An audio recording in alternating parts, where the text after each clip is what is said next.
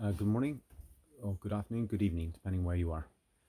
Just wanted to go over a very important breathwork practice, which can be quite preventative for the susceptibility of viruses, the effects of a virus. This is where we're breathing in a fashion to help jiggle the sinuses, vibrate the sinuses, to help them free the nitrogen oxide that's stored within them. They store nitrogen oxide, which is a dilator of the vessels of the body, which we have a lot of. And it also helps to provide extra stimulus for surfactant production of the alveoli. That's the air packets of the lungs. One of the effects of this particular virus, the COVID-19 virus, is its effect on the lungs and the way it inhibits surfactant production. So surfactant in the alveoli, the air packets, helps to enable size, girth, cleanliness, and fluidity. So it enables the elasticity of the air packets. So it's good to have surfactant production, and obviously good to have an ability for the blood vessels to perfuse, to transport oxygen, and then transfer that oxygen into the tissues, which nitrogen oxide really helps with. And if we breathe in a fashion like this, we can increase the perfusion of the oxygen into the blood by around about 7 to 15%, so quite significantly. So let's go through the practice which will be most useful for this prevention of the effects of the virus.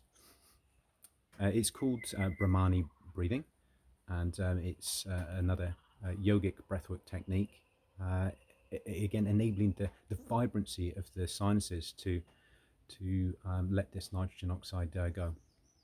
It sounds a little bit like a bee, a bumblebee, or any bee, I guess. So making that humming noise. And it can be any tonality. It can be a deep hum. It can be a high hum.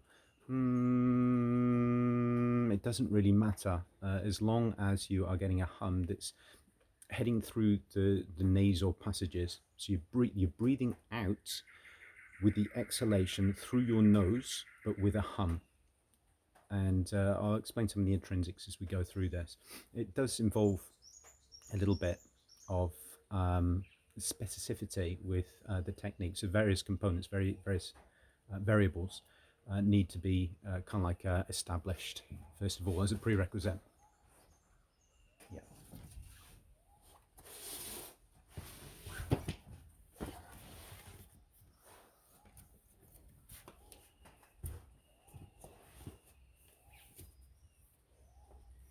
So good to get into a comfortable, probably cross-legged position, I would say.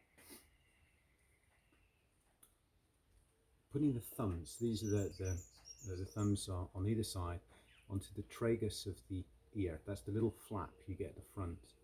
That little flap is almost nature made to close the ear hole off.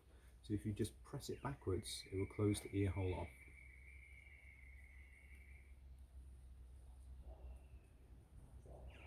Like so. That's the first part. Now the next part is to slide your tongue tip, to the soft palate of your mouth. So just to that area that is behind that hard roof, so the softer part, you're just going to sustain the position of the tongue tip in that region. So closing the tragus as the ears off, taking the tongue tip to the soft palate.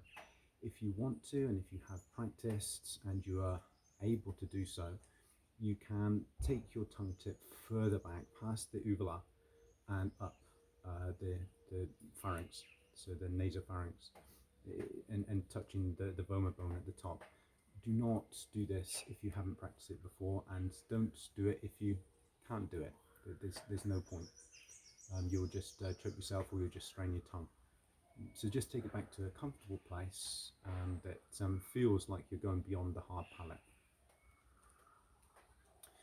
Okay, so we're closing the tragus off, we're taking the tongue tip to the soft palate. Now we're going to put the forefingers onto the frontal sinus.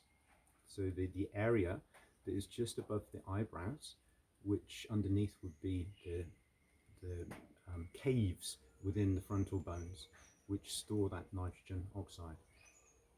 That's the first part.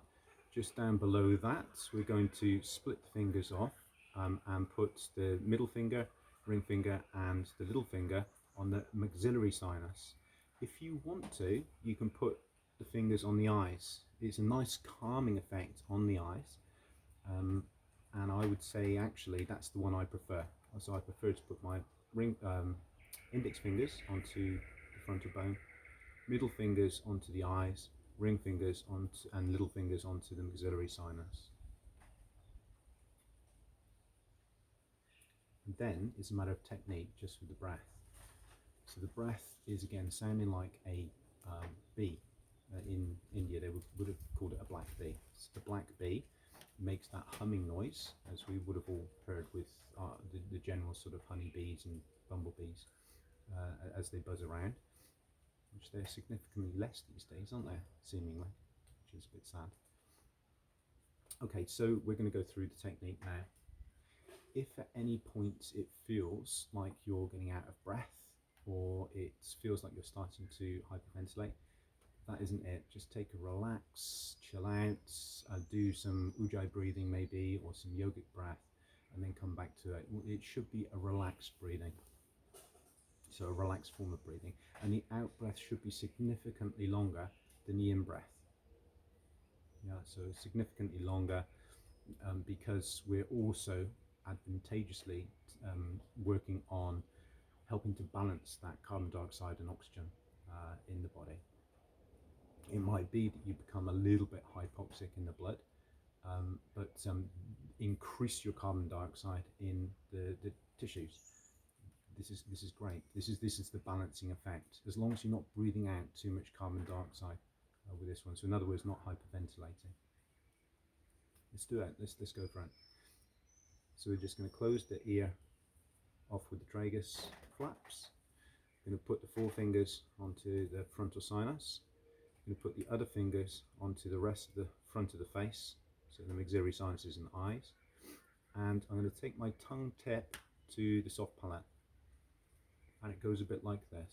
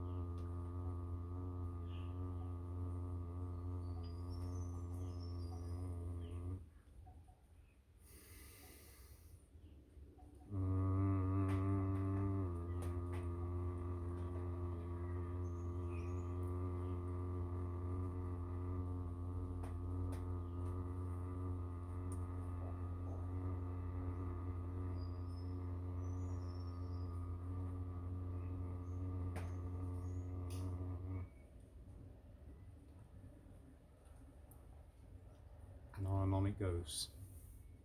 I forgot to mention this is a very good one as well for the TMJ.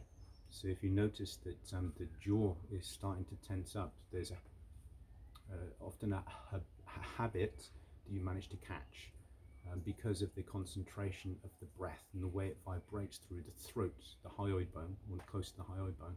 You can catch that habit and release it. I haven't got anything else to say about that one. If I do think of anything, I'll let you know and put it in another, or add it on to this particular post.